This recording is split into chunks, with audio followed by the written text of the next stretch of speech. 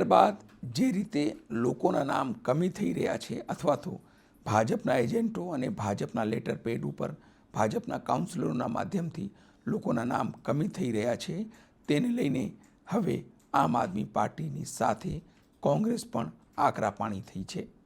કોંગ્રેસના નેતા ભરતસિંહ સોલંકીએ પ્રેસ કોન્ફરન્સ કરી અને સુપ્રીમ કોર્ટ સુધી જવાની ચીમકી આપી.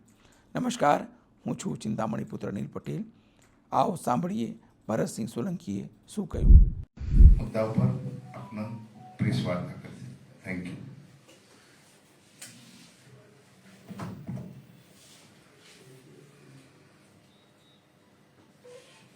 ઓલ ઇન્ડિયા કોંગ્રેસના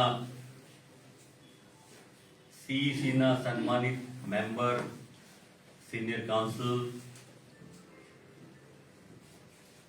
અમીબેન, હિમાંશુભાઈ પટેલ, ડોક્ટર અમિતભાઈ અને આપ સૌ મીડિયાના મિત્રો, બહુ લાંબા સમય પછી આપની વચ્ચે ઉપસ્થિત થવાનું થયું છે અને રવિવારના દિવસે આપને તસ્દી આપી છે. મને લાગ્યું કે આ બહુ ઇમ્પોર્ટન્ટ ઇસ્યુ છે જેને રેઝ કરવો જોઈએ, એટલા માટે આજે આ પ્રેસ મીટ રાખી છે. આ પ્રેસ મીટનો આશય કોઈ બ્રેકિંગ ન્યૂઝ કે સનસનાટી માટે નહીં, પણ અગત્યના લીગલ ટેકનિકલ મુદ્દાઓ જે આપણને સૌને સ્પર્શે છે એને ધ્યાનમાં લાવવા માટે રાખી છે. આપ જાણો છો કે દેશના 12 રાજ્યોમાં SIR નો કાર્યક્રમ ચાલી રહ્યો છે અને એમાં ખાસ કરીને ગુજરાત અને તામિલનાડુ આ 2 રાજ્યોમાં સરનું કામકાજ ચાલી રહ્યું છે. ગુજરાતમાં એનું મહત્વ એટલા માટે વધારે છે કે લોકલ બોડીઝના ઇલેક્શન્સ, કોર્પોરેશન, જિલ્લા પંચાયત અને નગરપાલિકાઓ સાથે તાલુકા પંચાયતના ઇલેક્શનો આવી રહ્યા છે. જે પ્રકારની કામગીરી ચૂંટણી પંચ દ્વારા કરવામાં આવી રહી છે, જે ઓટોનોમસ બોડી બંધારણ પ્રમાણે છે, આ દેશના નાગરિકો સ્વતંત્રતા પછી એના પર વિશ્વાસ ધરાવે છે. હમણાં રસ્તામાં આવતા એ જોયું, અમારા આણંદમાં જોયું કે આવતીકાલે પ્રજાસત્તાક દિન છે, જેની ઉજવણી અમદાવાદ કોર્પોરેશન, આણંદની નવી કોર્પોરેશન અને રાજ્ય સરકાર તરફથી જોરદાર રીતે થઈ રહી છે. ખૂબ આનંદની વાત છે અને અમે કોંગ્રેસીઓ અને આ દેશવાસીઓ માટે તો બહુ ગૌરવની વાત છે. જેમણે ક્યારેય આઝાદીની લડાઈમાં ભાગ ના લીધો અને આઝાદીની લડવૈયાની સામે જેમણે સાક્ષીઓ પુરાવી અને આ દેશ અંગ્રેજોના હાથમાં જ રહે, ગુલામ જ રહે, એવી વિચારધારા વાળા લોકો, RSS વાળા લોકો અને એમાંથી જન્મેલી પાર્ટી આજે રાજ્યમાં સત્તા પર છે, કેન્દ્રમાં સત્તા પર છે અને એ ઉજવણી કરી રહી છે, ત્યારે આપણે તો ઉજવણી અને આપણા દેશની આ પ્રજાસત્તાક દેશને સેલ્યુટ મારીએ છીએ અને આપણી લાગણી વ્યક્ત કરીએ છીએ. પણ ચિંતાનો વિષય એ છે કે પ્રજાસત્તાક દેશ એ 75 વર્ષ પછી હવે પ્રજાસત્તાક લોકશાહી તંત્ર કે સંવિધાન દ્વારા ચાલતો દેશ રહેશે કે કેમ, એની એક એવી ચિંતા ઝડપથી શરૂ થઈ રહી છે કે સરના કાર્યક્રમમાં આપણે જોયું કે શરૂઆતમાં મતદાર યાદીઓનું ફરીથી ઇન્વેસ્ટિગેશન શરૂ કરવામાં આવ્યું. આઝાદી 1947માં મળી, પહેલી ચૂંટણી 1952માં થઈ અને પહેલી મતદાર યાદી 1952ની હતી. અને એ 52 પછી જે મતદાર યાદીઓમાં જેના નામ હતા અને એ ત્યાં જ રહેતા, એ જ બૂથ, એ જ વિસ્તાર, એ જ વિધાનસભા. કદાચ ડિલિમિટેશન થયું હોય તો એમના કદાચ બૂથમાં કદાચ ફેરફાર થયો હોય કે વિધાનસભામાં ફેરફાર થયો છે, પણ ક્યારેય એ મતદારોએ ગયા સમય સુધી ક્યારે ફરીથી ફોર્મ ભરવાનો વારો આવ્યો નહોતો. એ આ દેશના તમામ નાગરિક મતદારોને ભારતીય જનતા પાર્ટીના આવ્યા પછી તમામ નાગરિકો જે જીવિત હતા એ 52 પછી ના મતદારોએ ફરીથી નવેસરથી ફોર્મ ભરી અને આ વારો આવ્યો. 2002 ના મતદાર યાદી પ્રમાણે દાખલાઓ બરાબર હોય તો એ ચાલુ રાખ્યા, પણ ફોર્મ તો ભરવું જ પડે. અને ફોર્મ ભરવામાં જૂના ફોટોગ્રાફ હોય તો નવા આપવા માટેની એમને સૂચનાઓ આપવામાં આવી, અને એ સૂચનાઓ આપ્યા પછી નવા ફોટાઓ પણ આપવામાં આવ્યા. અને એના પછી જે ડ્રાફ્ટ યાદી બની, એ ડ્રાફ્ટ યાદી એમાં કેટલાકના જ નવા ફોટા આવ્યા, બાકીના જે નવા ફોટાઓ પણ ચૂંટણી પંચે પોતાની ફરજના ભાગરૂપ એમાં આપ્યા નહીં. અને ચૂંટણી પંચનો નિયમ એવો છે કે એ ડ્રાફ્ટ યાદી તમારે બહાર મૂકવી પડે. એમને ઓનલાઈન તો કરી, પણ એ મૂકી નહીં. અને એના પછીના જુદા જુદા તબક્કે એમણે પહેલા તો કેમ્પ પણ કર્યા. એટલા માટે કેમ્પ કર્યા ચૂંટણી પંચે કે કોઈ મતદાર રહી ના જાય અને માર્ગદર્શન ના હોય. ને સ્વાભાવિક જ આપણે સ્વતંત્ર થયા પછી આ દેશમાં નાગરિક સમજ અને એને માટેની શિક્ષણની વ્યવસ્થા એ તો કોંગ્રેસ પાર્ટીએ પાર્લામેન્ટમાં રાઇટ ટુ એજ્યુકેશન લઈ આવી, એટલે 8 ધોરણ સુધી મફત અને ફરજિયાત શિક્ષણનો કાયદો લઈ આવી. એટલા માટે આપણને એ લાભ મળ્યો. ખૂબ વિવિધતાવાળો દૂર દરાજ જંગલોમાં રહેતા આદિવાસી ભાઈઓ અને સામાન્ય ગરીબ સમાજના લોકો કે ઝૂંપડપટ્ટીઓમાં રહેતા અને રોડ પર પણ આપણે જોઈએ છે કે આ દેશમાં અનેક નાગરિકો એવું જીવન વિતાવે છે. કમનસીબે આ બધા સંજોગોની વચ્ચે જ્યારે ચૂંટણી આવે ત્યારે સામાન્ય વર્ગ કે જે ગરીબ છે એને તો પૂરો અંદાજ ના હોય. એમને તો જે રાજ છે એ સારું એમ કરીને એ રાજ ચલાવતા હોય. પણ આપણે જે વ્યવસ્થાઓ જોઈ છે એ વ્યવસ્થા પ્રમાણે આ સરકાર એ પ્રકારનું એમનું વર્તન છે એનો ઇતિહાસ પણ આપણે જોવો જોઈએ. અનેક ગેરરીતિઓથી જે આ સરકાર ચાલે છે, તમને ખ્યાલ હોય તો અમદાવાદ કોર્પોરેશનની ચૂંટણી 2015માં થઈ. આ ચૂંટણી પંચે જે ફાઇનલ યાદી હતી એ ફાઇનલ યાદીમાં 2015માં ડિલીટના સિક્કા મારી અને કેટલાય મતદારોને ગેરકાયદેસર ઠરાવ્યા. આ કેવી ગજબની વાત! અને ઓટોનોમસ બોડી એટલે ચેલેન્જ કરી ના શકાય, અને ચેલેન્જ કર્યું હોય તો હાઈકોર્ટ ને સુપ્રીમ કોર્ટ સુધી જવું પડે. અને એના બેનિફિશિયરી જે મતદાર છે સામાન્ય, એ બિચારો એકલો તો ક્યાં હાઈકોર્ટ કે સુપ્રીમ કોર્ટ સુધી જાય? પોલિટિકલ પાર્ટી તરીકે જઈ શકે અને પોલિટિકલ પાર્ટી કોશિશ કરે, પણ આપણી હજુ સિસ્ટમ ને વ્યવસ્થા ન્યાયતંત્રની એટલી મજબૂત નથી કે આપણે ચૂંટણી પતી જાય, નવી ચૂંટણી આવે ત્યાં સુધી એના ઇલેક્શન કમિશનના રિઝલ્ટ કે જજમેન્ટ હજુ પણ આવતા નથી. એવા અનેક દાખલાઓ પણ આપણે જોયા છે. એવા સંજોગોમાં લોકોને વિભાજિત કરવા માટે ભયભીત કરીને જાત જાતની વ્યવસ્થાઓ કરવામાં આવે છે. ગુજરાતમાં લગભગ આજે તો વોટર્સ ડે છે.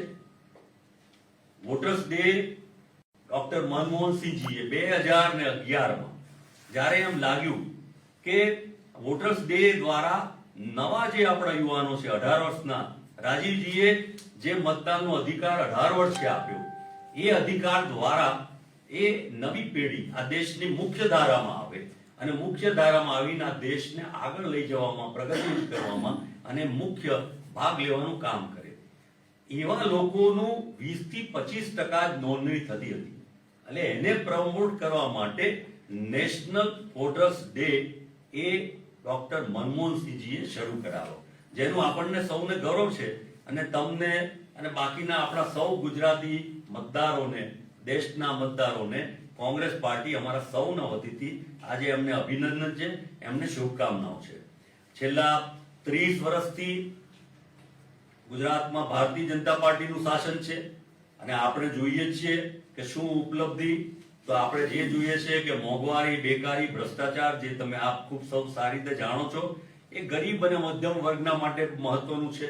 પણ એ સિવાય જ્યારે આપણે જોઈએ છીએ કે સુખી, સાધન સંપન્ન, એજ્યુકેટેડ અને મિડલ ક્લાસથી ઉપરના લોકો હોય, એને માટે પણ અગત્યની વાત કઈ છે તો કે પોલ્યુશન અગત્યનું છે. ડ્રિંકિંગ વોટરનો અનુભવ થયો હમણાં ઇન્દોરમાં. સ્માર્ટ સિટીની વાત કરાતા ઇન્દોરમાં એમનું શાસન જ્યાં કેન્દ્ર અને રાજ્યમાં છે, ત્યાં પીવાનું પાણી અને રાજ્યના અનેક વિસ્તારમાં પાણીની કેવી પરિસ્થિતિ છે. સોલિડ વેસ્ટ મેનેજમેન્ટના પ્રશ્નો એટલા વધી ગયા છે અને એની તરફનું ધ્યાન નહીં. ટ્રાફિકના પ્રશ્નોને જોઈએ છે અને એના કરતા વિશેષ એન્વાયરમેન્ટ. અત્યારે તમારા મોબાઈલમાં એર ક્વોલિટી ઇન્ડેક્સ જુઓ તો અમદાવાદની એર ક્વોલિટી ઇન્ડેક્સ મને એમ લાગે છે કે આપણને માટે ખૂબ હાનિકારક અને મુશ્કેલ છે.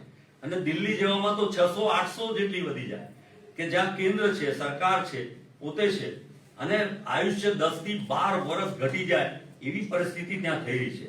ત્યારે હું આપના માધ્યમ દ્વારા એકલા જનરલ પોલિટિકલ વાત તરીકે નહીં, પણ જે લોકો સુખી છે, સમૃદ્ધ છે, શિક્ષિત છે, દૂરંદેશી છે, વિદ્વાન છે, જાગૃત છે, જે સારું જોઈ શકે છે અને જેમણે પણ આઝાદીની લડાઈમાં બહુ મહત્વનો ફાળો આપ્યો છે, ડોક્ટર્સ, એન્જિનિયર્સ અને ખાસ કરીને લોયર્સ, એ સૌ પ્રબુદ્ધ નાગરિકોને પણ આજના દિવસે આ દેશની લોકશાહી જે ખતરામાં છે, જે ચેલેન્જ છે, એને માટે હું આ વાતને આગળ લઈ જવા માટે આપને વિનંતી કરું છું.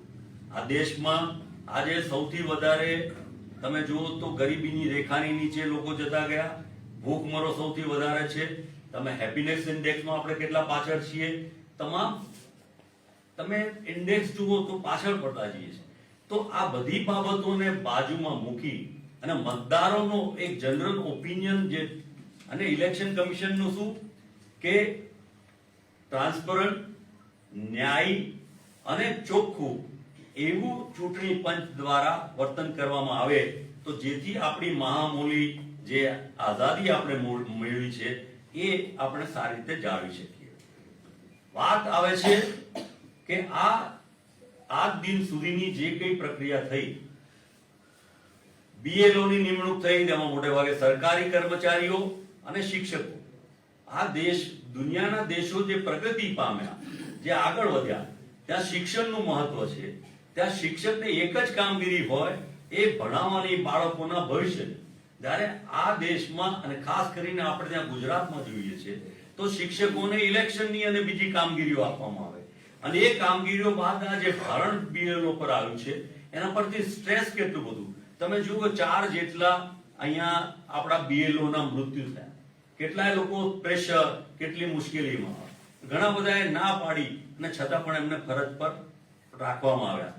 ત્યારે એ BLO દ્વારા જે પ્રોસેસ કરવામાં આવી અને એ લોકો ગયા, લોકોને મળ્યા, મતદારો સુધી ગયા અને એની જે પ્રોસેસની ટ્રાન્સપરન્સી, એમાં મતદારને ત્યાં જઈ એને ત્યાં 3 વાર જવાનું, એને મળવાનું, ત્યાં ન મળે તો ત્યાં એનો મોબાઈલ નંબર આપીને આવવાનું અને એ આપ્યા પછી જે ડ્રાફ્ટ યાદી બની, એ ડ્રાફ્ટ યાદી બન્યા પછી આ જ BLO પાસે આજે એવી પરિસ્થિતિ થઈ કે ફોર્મ 7 ભરવામાં આવ્યા, વાંધા રજૂ કરવામાં આવ્યા અને વાંધાની સંખ્યા પણ હજારોમાં.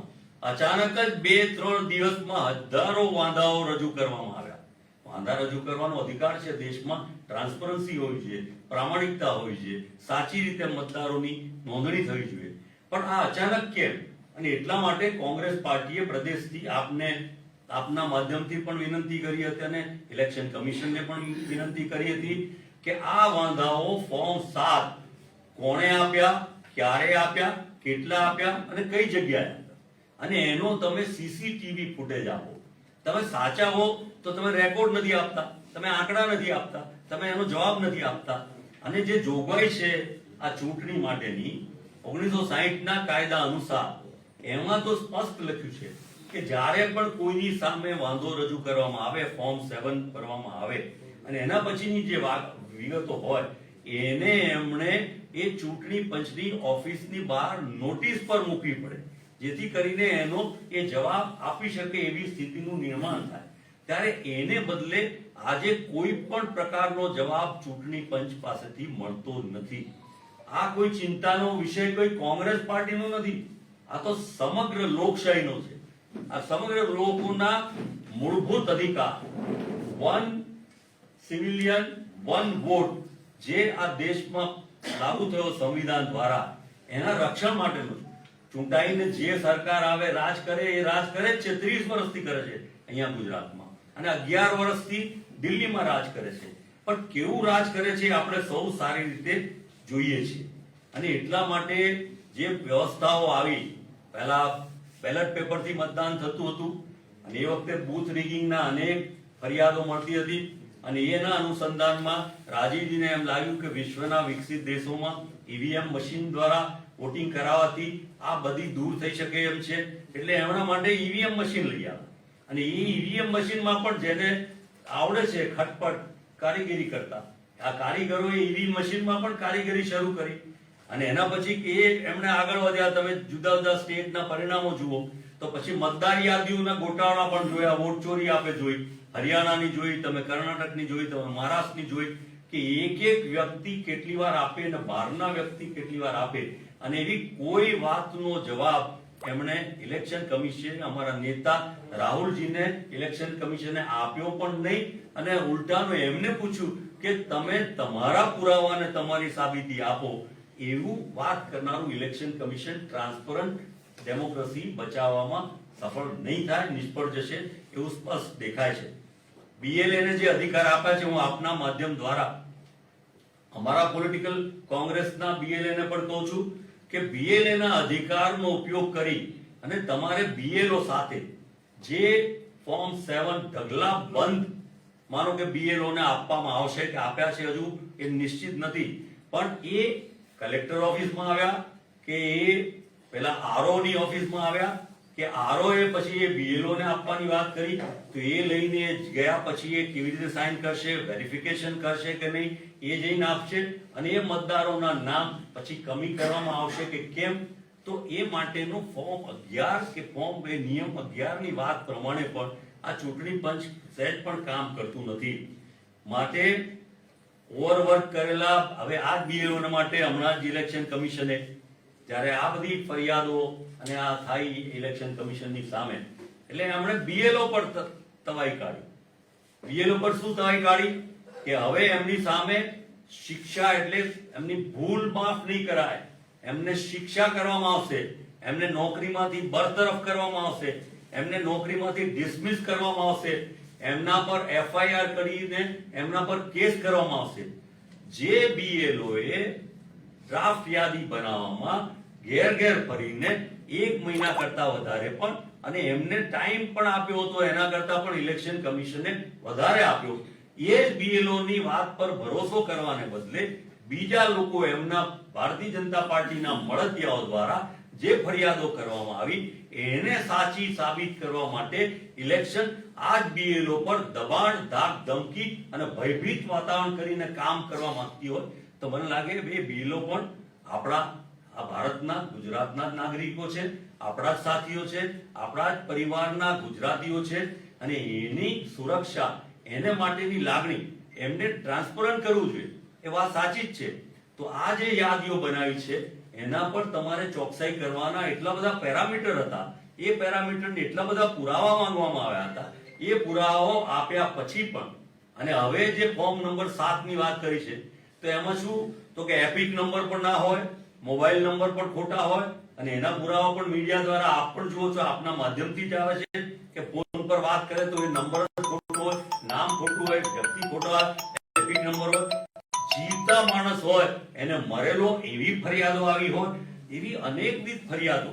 અને આવું કરવાનું શું કારણ? અરે ભાઈ 161 ધારાસભ્યો છે તમારા સામે, તો માન્ય વિરોધ પક્ષ પણ નથી, જિલ્લા પંચાયત નથી, કોર્પોરેશન નથી, ક્યાંય સત્તાને, તો તમે ડિક્ટેટોરિયલ રાજ જે હિટલરમાંથી, નાઝીઓમાંથી શીખીને આવ્યા છો તમે, કે જ્યાં બીજાનું અસ્તિત્વ જ તમારે રાખવું નથી, કે જ્યાં સાચી વાત રજૂ કરવાનો અધિકાર કદાચ પોલિટિકલ પાર્ટીઓનો તો લઈ લેશે, પછી આવતીકાલે નાગરિકનો સ્વતંત્રતાનો કયો અધિકાર આવા સત્તાધીશો કે આવી પાર્ટી લોકોને માટે રહેવા દેશે? એટલે આ ચિંતાનો વિષય કોઈ કોંગ્રેસ પાર્ટી માટેનું નથી, પણ આ સમગ્ર લોકોના માટેનું છે. અને એ સંજોગોમાં આપણે સૌએ જાગૃત થઈને આ માટે આપણે ચિંતિત રહેવાનું છે. અને એટલા માટે જ આ BLO અને સૌને માટે મીડિયા દ્વારા મને એમ લાગે છે કે ચૂંટણી પંચને પણ આપે આપના માધ્યમ દ્વારા, અમારા માધ્યમ દ્વારા અમે જે વાત કરીએ છીએ એ ઉજાગર કરીએ. ભરતભાઈ, આપણે પદ્મશ્રી સાબુદ્દીન રાઠોડ સાહેબનું જે નામ કપાયું તેને આપણે કઈ રીતે મૂલવું? આમાં હું અત્યારે તો પદ્મશ્રી કરતા નોબેલ પ્રાઇઝ અમર્ત્ય સેનની વાત કરું. અમર્ત્ય સેન જેણે આ દેશને આટલું મોટું સન્માન અપાવ્યું, એને પણ લિસ્ટમાં નાખી દીધો કે ભાઈ તું તારી સાબિતી કર, તારા ને તારા મધરનો ને તારા એમાં એજ ના એમાં ગેપ છે, એટલા માટે આઈડેન્ટિટી. જે આ દેશને દુનિયા જેને માને કે આ ભારતીય નાગરિકે આ દેશને એટલું મોટું સન્માન ઇકોનોમિસ્ટે અપાવ્યું, અને તે ગરીબ લોકોની યોજનાઓ ઇકોનોમી દ્વારા લાવનાર એડમિરલો, એવા વ્યક્તિઓને માળખામાં, એનો અર્થ એ છે કે ગમે એને પણ ધાક ધમકી અને સત્તાથી દબાવીને કચડીને આ લોકો રાજ કરવા માંગે છે. બરોબર. ફોર્મ 7 નું જે ડિલીશન નું જે ફોર્મ અત્યારે ભરાવડાયા અમુક જગ્યાએ, બરોબર, તો આ તો કેટલો મોટો મુદ્દો છે. તો આ બાબતે નેશનલ લીડરશિપ માંથી કેમ આટલો આનો કોઈ વિરોધ નથી થયો? ખાલી એક ટ્વીટ કરી દીધું, પણ રાહુલ ગાંધી આ બાબતે લીડ કરીને આટલું આની સામે કેમ કોઈ પ્રેસ બ્રીફ નથી રાખ્યું કે એમાં ક્યાં આગળ વધવાના છો કે એમાં શું છે? આપની વાત બહુ ઇમ્પોર્ટન્ટ છે કે જ્યારે કોંગ્રેસને કન્સર્ન કરતા લોકોને, લોકશાહીને કન્સર્ન વાત છે, નાગરિકોને, ત્યારે કોંગ્રેસ પાર્ટીની લીડરશીપે એમાં ઇમ્પોર્ટન્ટ રોલ ભજવવો જોઈએ. તો સ્ટેટના લીડર્સ અને સ્ટેટની પાર્ટી કરે છે, એમાં પણ અમારે જલદ પગલાં અને એને માટે આંદોલનને કામ કરવું જોઈએ. સાથે સાથે સુપ્રીમમાં પણ આ માટેની તૈયારી છે. ઇલેક્શન કમિશન ઓફ ઇન્ડિયા પાસે બી અમારી પાર્ટી એની રજૂઆત માટેની તૈયારી કરી રહી છે. આ પ્રોસેસ આખીનો 31 પહેલા કેમ કરીને પૂરી થાય છે, ફોર્મ 7 ની જે ટાઈમ લિમિટ છે, એ ટાઈમ લિમિટમાં આ જે બધા મુદ્દાઓ છે, હજુ અમારે ત્યાં આણંદમાં BLO ને જ્યારે એમણે ફોર્મ 7 ઢગલાબંધ આપવાનો પ્રયત્ન કર્યો, ત્યારે BLO રિલક્ટન્ટ થયા. ઓફિશિયલી તો ના કહી શકાય, કારણ કે અમે કઈ એવી વિડીયોગ્રાફી કે લીધી નથી. બિચારા BLO તો સરકારથી જ બીવે. આ દેશનો નાગરિક કોનાથી વધારે તો કે નોકરી જાય એનાથી, તો સૌ કોઈ, એટલે તો એ મળ્યા નહીં. પણ એના કારણે હવે એ પ્રોસેસની આખી રાહ જોઈ રહ્યા છે. અને આ પ્રોસેસ, અને એટલા માટે બહુ સમજદાર છે આ લોકો.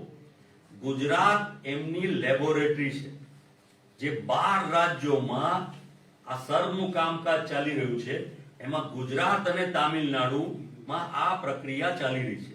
ગુજરાતમાં આ જે ખેલ કરવામાં, કાવા દાવા કરવામાં, આ બધામાં સફળ થશે, એટલે આ જ પ્રક્રિયા જેમણે એ જુદી જુદી ચૂંટણી પ્રોસેસમાં આખા દેશમાં કરી છે, એમ બીજા રાજ્યોમાં પણ કરશે. એટલે એટલા માટે બહુ જોરપૂર્વક આ યોજનાનો અમલ થાય, એટલા માટે ચૂંટણી પંચે ક્યારેય BLO ને કઈ, BLO તો જો કે હમણાં થોડા વર્ષ પહેલા જ એક શરૂઆત થઈ આ પ્રોસેસની, BLA ને BLO ની, પણ એનો આશય transparency, free, fair and transparent election એ હતો. એ કરવાની વાતમાં ફ્રી ફેર ને બદલે રિવર્સ પ્રોસેસમાં છે. એટલે ઇલેક્શન કમિશન છે કે ભાજપનું commission agent. Thank you very much. લોકોના નામ કમી થઈ રહ્યા છે, જે લોકો મૃતકો છે તેમના કમી થાય તે બરાબર છે, પણ જીવિત છે તેમના નામ જે કમી થાય તેને લઈને વિરોધ સ્વાભાવિક છે. ત્યારે આ મુદ્દે આપ શું વિચારો છો, જરૂરથી અમારા કોમેન્ટ બોક્સમાં કોમેન્ટ કરજો. એ સિવાય અમારી યુટ્યુબ ચેનલને આપ લાઈક કરો, સબસ્ક્રાઈબ કરો, બેલ આઇકન દબાવો. સાથે અમારી વેબસાઇટ છે www.gujaratplus.in, ત્યાં પણ જઈને તમે વધુ અપડેટ થઈ શકો છો.